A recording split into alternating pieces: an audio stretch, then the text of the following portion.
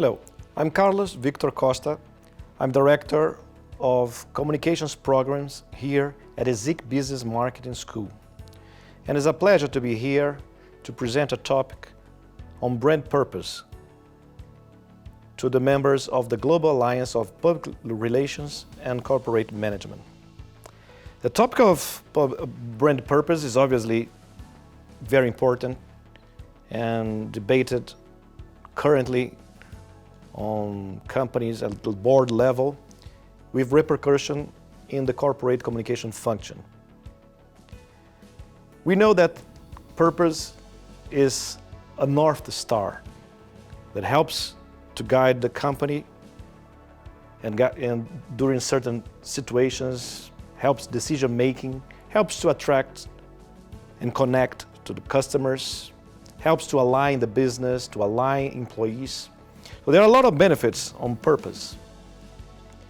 And especially nowadays, at the times that we are living, post-pandemic, with Europe in war, and with all the challenges of global climate change, we need, I believe, purpose more than ever. However, there are some risks when companies develop their brand purposes. The risk of greenwashing, or as the current Unilever CEO said, the risk of woke washing. So how companies should perform and organize and communicate their brand purpose in a situation where trust is so fundamental? The question is, can companies really present themselves this way? Present themselves as good citizens, present themselves as an ally to help solve the world's problems? It depends. It depends on something that is fundamental, which is trust.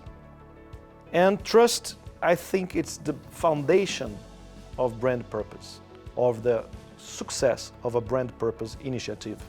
According to Edelman, last year in their trust barometer, trust is the foundation, in my opinion, of a good brand purpose initiative.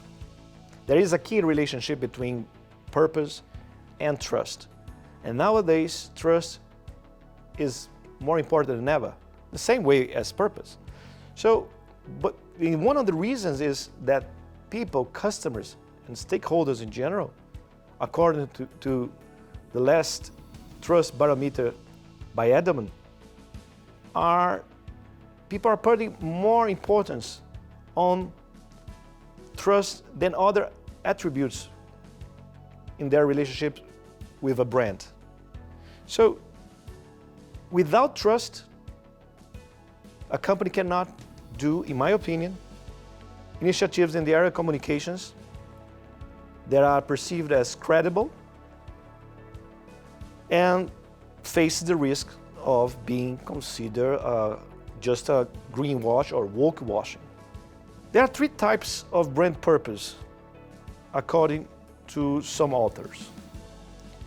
A purpose that focuses on the product and service, a purpose that focuses on societal impact, and a purpose that blends both. The key point of this presentation and this conversation with you is how to avoid pitfalls and how to take advantage of some opportunities in order to create a credible discourse, a credible communication with key stakeholders. In this case, I will enlist 5 pitfalls and 5 good characteristics. The number 1 pitfall to avoid when determining brand purpose is not to build a brand purpose that is too broad. And these authors provide example of Coca-Cola with the purpose, their explicit purpose, that is to refresh the world and make a difference. It is a very bold, and perhaps Coca-Cola can do this with their power and their abilities.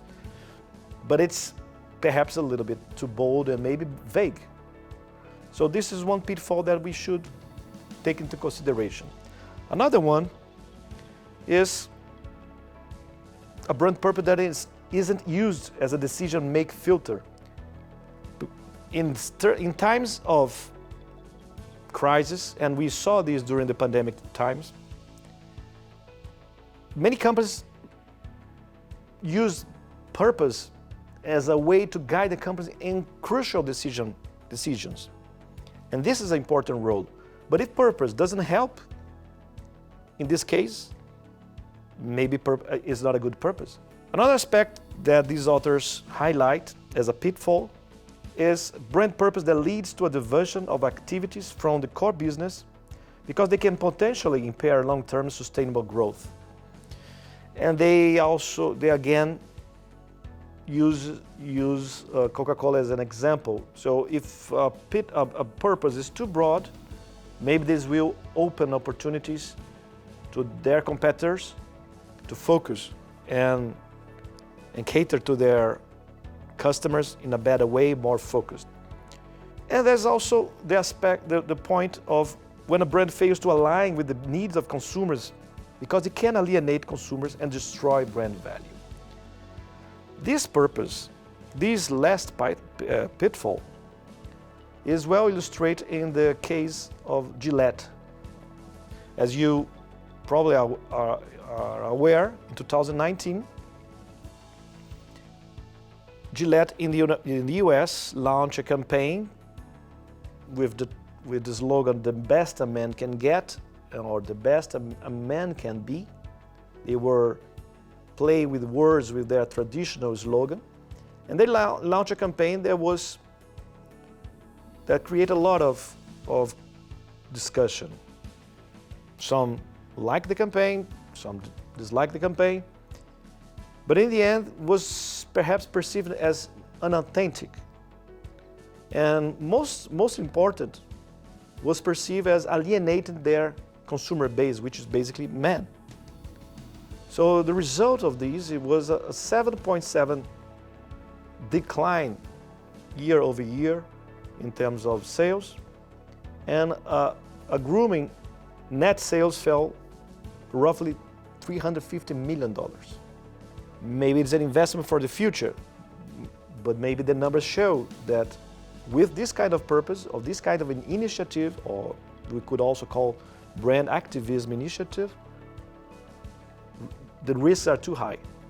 There's also some criticism of brand purpose when then is a little bit too of a stretch.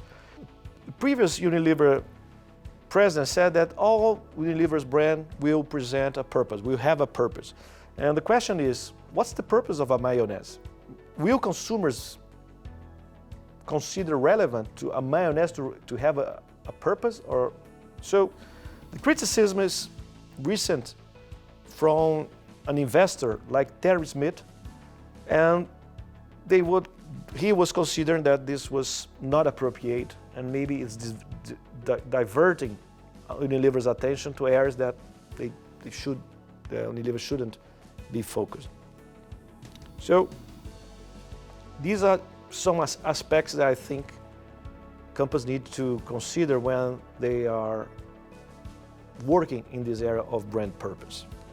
But there are also opportunities and good practices. And so I will, to conclude, present 5 characteristics of effective brand purpose design, again, according to Whitler, Kimbler, and Paul and Mark, in an interesting technical note wrote last year. The first one is basically the other side of the coin. The first one is align brand purpose with the value created for consumers. This is fundamental, to have a communication, a conversation that is related to the value created by the company for consumers. The second characteristic is to create a brand purpose scope that provides clear direction. And the good example here is Dyson, whose purpose is to solve the problems that others choose to ignore. Makes sense, and provides a clear direction for employees and also signs to customers what the companies intend to achieve and why they intend to achieve, which is basically the basic definition of purpose, the why of the company, the North Star that we discussed, that we talked in the beginning. Another good characteristic is ensure activation that is aligned with brand purpose. So the activation, the communication needs to go hand in hand with the brand purpose. This is for obviously coherence. And a very important point here is activation that is authentic and that can strengthen the brand-consumer relationship. So it's the opposite of the Gillette messaging and execution. And finally, align brand purpose with the company purpose. So here, these are good practice and a good checklist in order to align discourse, expression, messaging with activities, with the core business. And in this case, good examples could be obviously Nike, a company that has in their soul this spirit of innovation, but also of consider diversity and consider people and have an edge, as a company that has an edge, and makes sense when they embark in a brand activism campaign with Colin Kaepernick. And I think an even better example is Dove, which is a Unilever brand. Dove combine both a purpose that is product-oriented with social orientation. And the campaign for real beauty and all this new purpose that we also could consider new positioning, and then we would discuss theories about what's the difference between purpose and position. They are different concepts, but they're very close if we want to discuss this. But let's leave this for another time. But in this case of Dove, we clearly perceive a purpose that connects, that is authentic, that aligns the company, and that customers perceive as relevant, meaningful, and relevant. So I hope this quick presentation can contribute to the discussion of this topic, brand purpose, and can contribute to make companies more purposeful, more oriented to